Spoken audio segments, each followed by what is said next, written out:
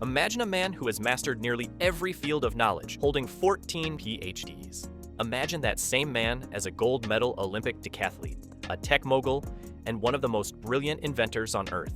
By every definition, Michael Holt, Mr. Terrific, should be untouchable. He was a self-made genius at the absolute peak of human potential. So how did he end up broken, grieving, and standing on the edge of a bridge, ready to throw it all away? Let's find out, and welcome back to Heroescope. Before the costume, before the mask, before the floating T-spheres, Michael Holt was already living at a level most of us can't even imagine. From the very beginning, his brain worked differently. At 6 years old, when other kids were still figuring out multiplication tables, Michael was poring over the works of Einstein, Bohr, and Planck. His teachers didn't know what to do with him. By the time he reached adulthood, he had amassed not one, not two, but 14 PhDs. Engineering, physics, medicine, political science, law, if there was a subject worth mastering, Michael conquered it. Some people collect sneakers. Michael collected doctorates, but his genius wasn't confined to classrooms or labs. Michael was also a world-class athlete. He trained relentlessly for the decathlon, 10 grueling events that test every ounce of human ability, and came out with Olympic gold. Think about that. Most athletes dedicate their lives to one discipline. Michael dominated 10 while simultaneously solving equations that would give most of us a headache. It was brains and brawn in one package, a real-life Renaissance man. And he didn't stop there. With Holt Industries, Michael turned his genius into technology that pushed the boundaries of science. His company made him a multimillionaire, respected in both business and academic circles. On paper, it looked like the perfect life. But for Michael, his greatest achievement wasn't the medals, the money, or the degrees. It was Paula. Brilliant, compassionate, driven, she was his partner in every sense. They dreamed not just of wealth, but of using their resources to make the world fairer, more humane. With their first child on the way, Holt's life felt complete.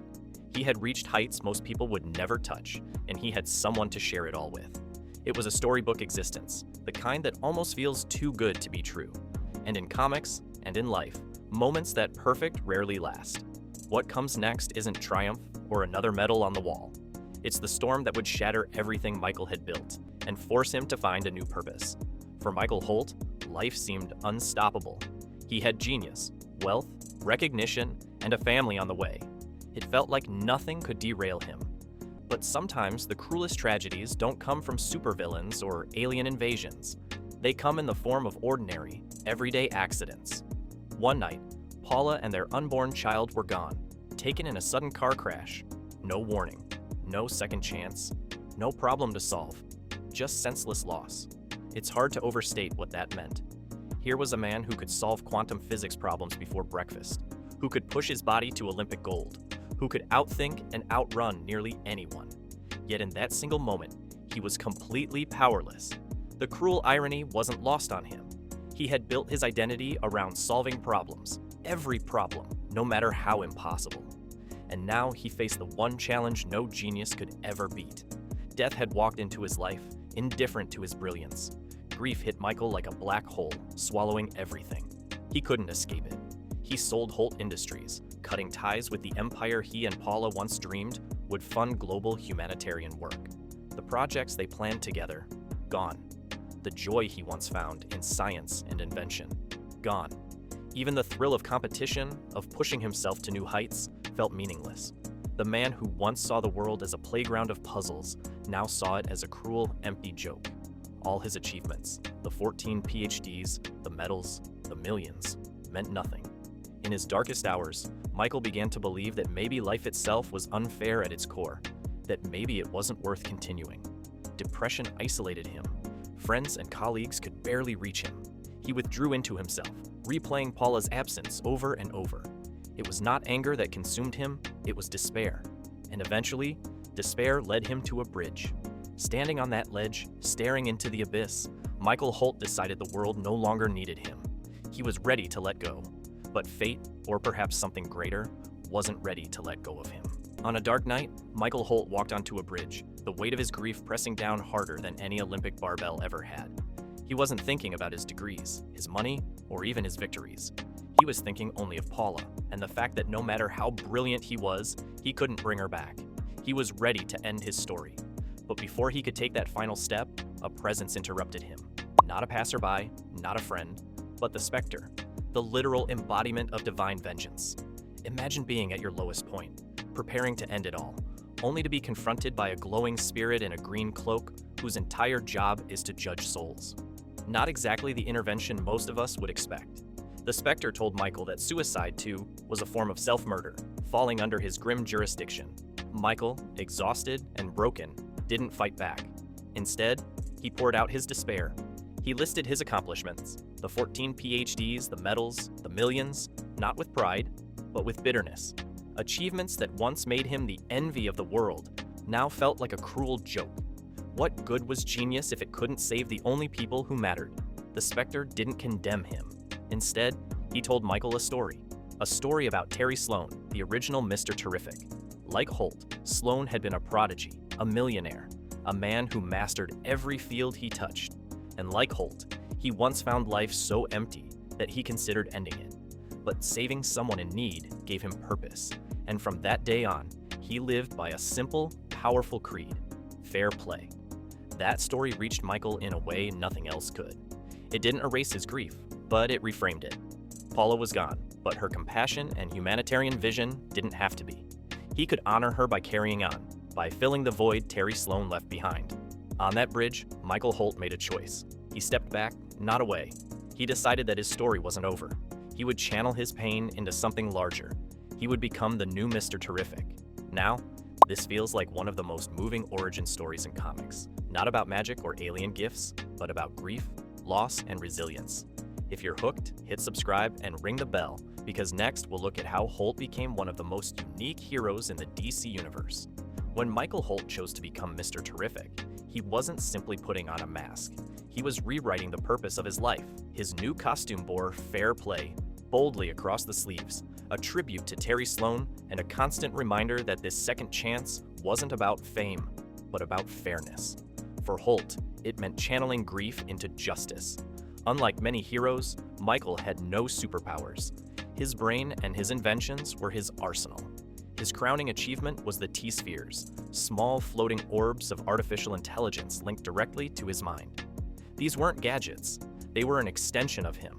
The spheres could hack into secure systems, create holograms, project shields, scout ahead, carry him through the sky, and even explode on command before reforming. They turned Holt into a one-man army, always 10 steps ahead.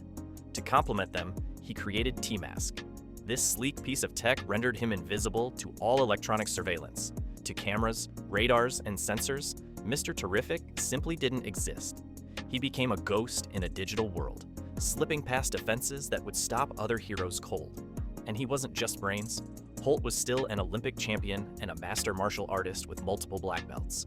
If his inventions didn't end a fight, his fists could. It was this balance, intellect, technology, and raw athleticism that made him one of the most versatile heroes in the DC universe. The Justice Society of America quickly saw his potential. He joined their ranks, eventually rising to chairman. Legends like Jay Garrick and Alan Scott followed his leadership, a testament to the trust he earned through calm strategy and brilliance under pressure. Beyond the JSA, he played critical roles in Checkmate, where espionage and strategy mattered as much as superpowers. He even led his own science-driven team, the Terrifics, pushing exploration to the edge of known reality. Still, Holt remained conflicted, a devout atheist who was once saved by the Spectre, a perfectionist haunted by tragedy. His contradictions made him complex, human, and relatable, a genius fighting battles no equation could solve. Michael Holt's story is one of the most powerful arcs in comics because it isn't built on alien origins or cosmic accidents. It's built on tragedy, choice, and resilience. He wasn't given powers, he built himself into a hero, even when the world gave him every reason to give up. Think about it. Here was a man who had everything: a mind unmatched, Olympic gold, a fortune, a family. And in one cruel twist of fate, it was all ripped away. That kind of loss destroys people. For a time, it almost destroyed him. Standing on that bridge, he could have become another tragic headline. But instead, he stepped back. He took the pain and redirected it into something greater. He became Mr. Terrific, the living embodiment of fair play. His genius makes him indispensable. In the DC universe, he's often listed as the third smartest man on Earth, behind Batman and Lex Luthor, though plenty of fans argue that his balanced, Versatile intellect makes him number 1. Unlike Luthor, he isn't corrupted by ego. Unlike Batman, he isn't shackled by obsession. Holt uses his brilliance not for revenge or greed, but for progress. But intelligence isn't his real superpower, it's his humanity. He reminds us that you can face unimaginable pain and still choose to fight for justice. That resilience is what makes him inspiring. He teaches us that fairness isn't just a slogan on a sleeve. It's a daily choice to make the world better, even when life itself feels unfair. And now, in 2025, Mr. Terrific is finally stepping into the global spotlight.